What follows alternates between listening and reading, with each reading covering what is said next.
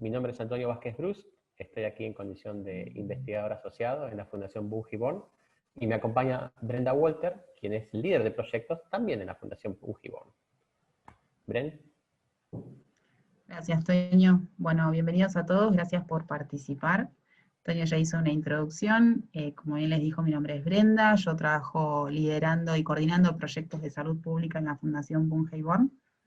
A propósito, digamos, de esta área, venimos hace tiempo trabajando sobre vacunas en particular. Consideramos que es un tema de mucha relevancia en este momento en la agenda pública por varias razones. Entre ellas, un aspecto que nos parece preocupante y que tiene que ver con la confianza justamente en las vacunas.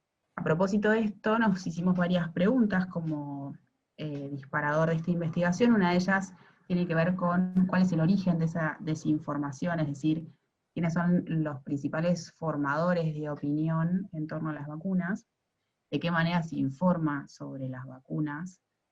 Y por último, ¿cuál es el peso, el real peso que tiene este discurso antivacunas que nos preocupa en los medios de comunicación? Y aquí agrego en las redes también. Iniciativas en las que estamos trabajando, que incluyen encuestas a personas, llamados telefónicos a la casa para preguntar qué piensan de las vacunas y cuánto confían. También estamos monitoreando redes sociales y haciendo un seguimiento del discurso online, de las cosas que la gente dice sobre las vacunas. Y además también estamos monitoreando los medios, las noticias, el discurso que ocurre desde los periodistas y los medios de información respecto a la vacunación como tema de salud pública y en particular cuando entra el antivacunismo en el tema. Todo esto lleva el nombre de MIRA, que es el monitor de temas de inmunización en redes sociales y medios argentinos. Ahí tienen la dirección donde se explica el proyecto, y al final de la presentación también vamos a dejar una serie de links para que entren si quieren saber más. Por lo pronto, para tratar de capturar, analizar todas las noticias que se publiquen en la Argentina, que ese era nuestro objetivo, sobre vacunación y en particular sobre antivacunismo, encontramos un proyecto increíble, un recurso increíble que se llama HEDELT, lo voy a decir así en castizo, que es la base de datos global de eventos, lugares y tono. Es un proyecto enmarcado en la movida del Big Data, que lo que hace es, cada 15 minutos, recorre todos los medios online que habidos y por haber, que han relevado en todo el mundo, incluyendo miles en Argentina, y se guardan cada noticia que se ha publicado en una base de datos que va acumulando y crece en millones de noticias cada semana. Ahora, esta ilusión, esta ambición de leernos todas las noticias del mundo y de entre ellas separar las que ocurren en Argentina y entre ellas separarlas de nuestro tema de interés, es un desafío interesante. Primero porque está el tema de cómo acceder a esta base de datos global, la HEDELT, que pesa varios terabytes, varios miles de millones de megas, que obviamente no entran en nuestra laptop, de algún modo vamos a tener que procesarla. El segundo tema es, en ese mar de información, cómo extraemos las noticias que nos interesan, ¿no? En particular el tema que estamos estudiando y el lugar donde lo estamos estudiando. Entonces, paso primero, lo de acceder a la base de datos global. Ahora entramos en el mundo DR. Existe un paquete DR que se llama GDelter 2, la interfaz moderna de DR para interactuar con el proyecto GDELT. Esta es la opción más simple quizás, es un solo paquete que accede directo desde nuestra laptop, desde nuestra computadora a la base de datos global de noticias y tiene buena documentación. De hecho es bastante extensa, hay que sentarse a leer.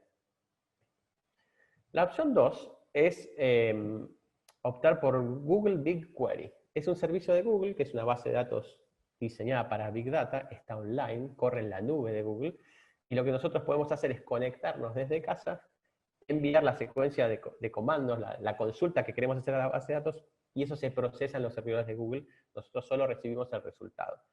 A favor de esta opción es que si sabemos SQL, el lenguaje de las bases de datos, hacemos lo que queremos, básicamente. No estamos limitados a las opciones que haya implementado el autor o la autora del paquete GDELT. Y es extremadamente veloz. En segundos procesa estos centenares o miles de millones de registros. No hace falta procesamiento local, todo ocurre en la base de Google. Obviamente muy pocas personas van a estar interesadas en analizar todas las noticias del mundo de cada día durante los últimos 8 o 9 años, que es lo que almacena GDELT, porque el volumen es tal que ni siquiera tendríamos dónde guardarlo, necesitaríamos montar una infraestructura de procesamiento tipo data center. Así que necesitamos reducir el volumen y descargar, transferir a nuestros sistemas una versión mucho más pequeña y acotada de todo lo que está disponible. En nuestro caso estaba claro, queríamos medios de la Argentina y queríamos el tema de la vacunación. Bien, ahí, por suerte hay una solución para cada cosa, para tema y para lugar. Por el lado de los temas, cuando el proyecto GDELT captura una noticia de un medio del mundo y lo guarda en sus sistemas, le hace una pasadita por un sistema de Machine Learning que detecta los tópicos principales. Entonces guarda la fuente, autor de la nota, la imagen de portada, personajes nombrados, lugares nombrados, y la etiqueta también con temas de interés que estén incorporados, que estén en el cuerpo de la noticia. Y luego, para filtrar por lugar, no es un problema menor porque no hay ninguna tabla oficial mundial que te diga cada medio a qué país corresponde, ¿correcto? La suerte en nuestro caso fue que hace un par de años el proyecto GDELT compiló una tabla de 200.000 medios más o menos en todo el mundo y el lugar al que creen que corresponde su operación. Han usado también alguna clase de Machine Learning para decidir que si un medio en sus noticias en general habla de lugares que están en cierto país, se puede considerar que opera desde ese país. Y para los medios argentinos por lo menos funcionó bastante bien, porque todos los diarios conocidos efectivamente están todos allí, y muchísimos muy pequeños y regionales. Así que aquí no hubo otra que recurrir a BigQuery. Esto no se puede hacer con el paquete que lo hace fácil. Tenemos que meternos en los sistemas de Google. Y ahí se ve abajo a la izquierda, abajo a la derecha se ve la query que estamos usando, toda esa tira de comandos de SQL, para ingresar en la base de GDELT, filtrar por la fecha que nos interesa, ¿no? las noticias recientes que no teníamos, hacer el diferencial día a día, si se quiere, o mes a mes. Solo por medios argentinos y solo con el tema que nos interesa. Aquí la buena noticia, en R tenemos un paquete que sirve para consultar la base de BigQuery desde nuestra computadora, que se llama BigRQuery, ahí queda el link. Y atención que también en la imagen de abajo a la derecha se ve resaltado una vista previa de cuánto va a consumir esa consulta, que ahí dice que va a consumir 1.2 terabytes. Así que esa consulta ya va a salir dinero, esta que estamos haciendo en el ejemplo, porque Google nos regala por mes hasta 1 tera de procesamiento, por encima de eso lo cobra $5 el tera. Así que esa ya sale $1 para correr. Y ahí van los nervios, ¿no? Porque si uno automatiza un proceso como este y lo deja que corra solito todos los meses, si por alguna razón el proceso automático se reinicia y corre varias veces, corre 10, 20 veces, como puede pasar con cualquier loop, después nos va a venir una factura de 100 o $200 por el uso repetido del procesamiento de Google. Así que a tener en cuenta que la Big Data tiene también su costo.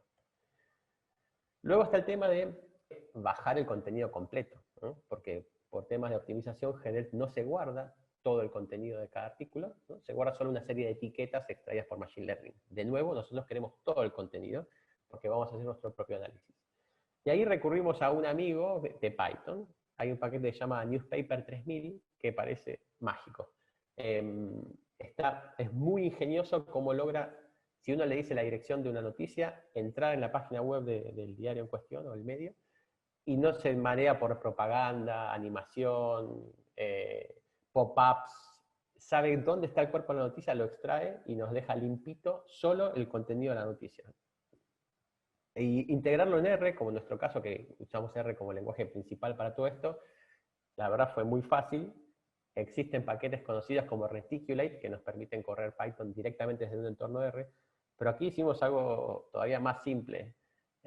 Cuando llegamos al punto que tenemos la dirección, la URL de todas las noticias que queremos scrapear, lo guardamos a disco en un CSV, llamamos desde R como línea de comando de sistema al script de Python.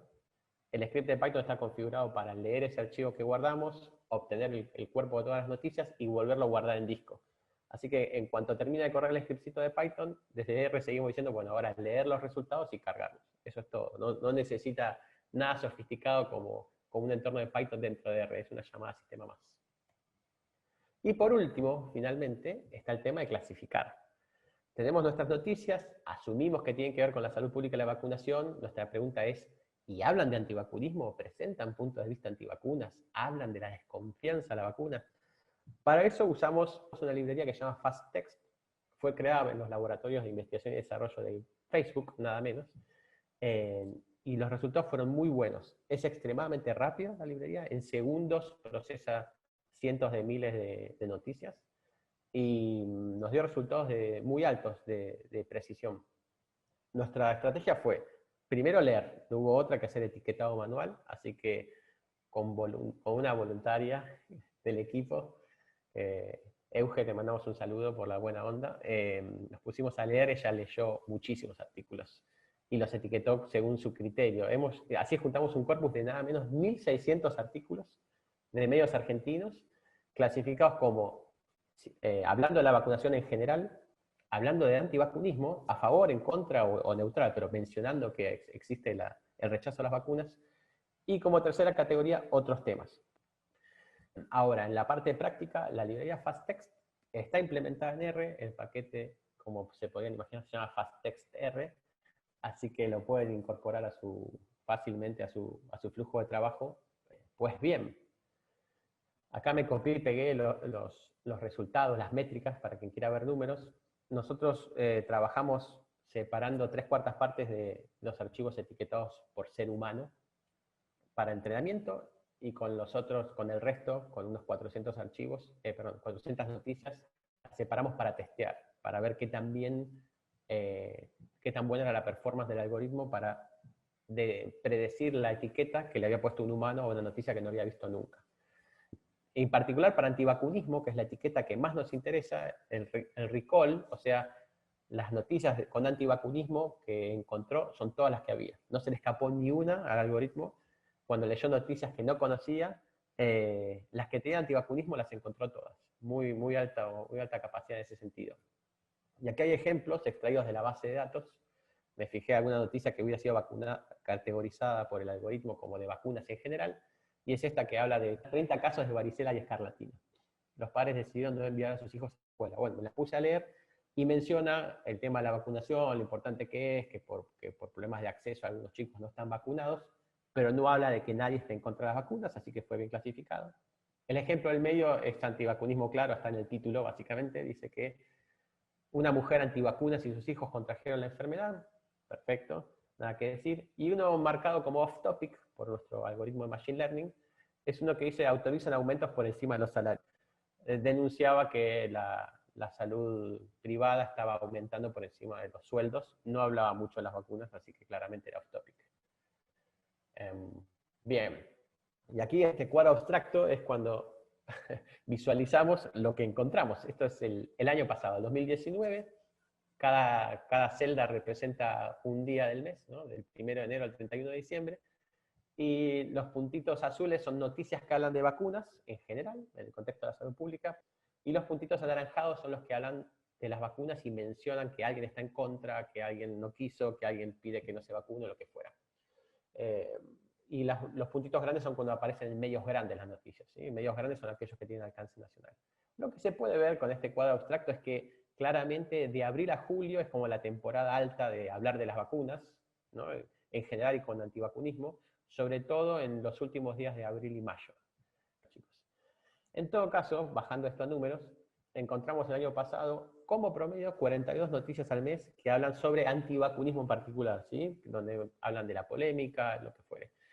Y de esas noticias, 8 al mes en los grandes medios de alcance nacional, que nosotros identificamos como Infobae, Clarín, La Nación, TN, el portal de noticias, Perfil, Página 12, Ámbito Financiero y La Voz del Interior. Pero la investigación está en progreso, tenemos muchísimo para hacer ahora. Nuestro sistema automático nos deja preparar así con un monito las noticias que hablan de antivacunismo, pero no queda otra que leerlas y tener una opinión, eso es una tarea humana, el Machine Learning está lejos de eso.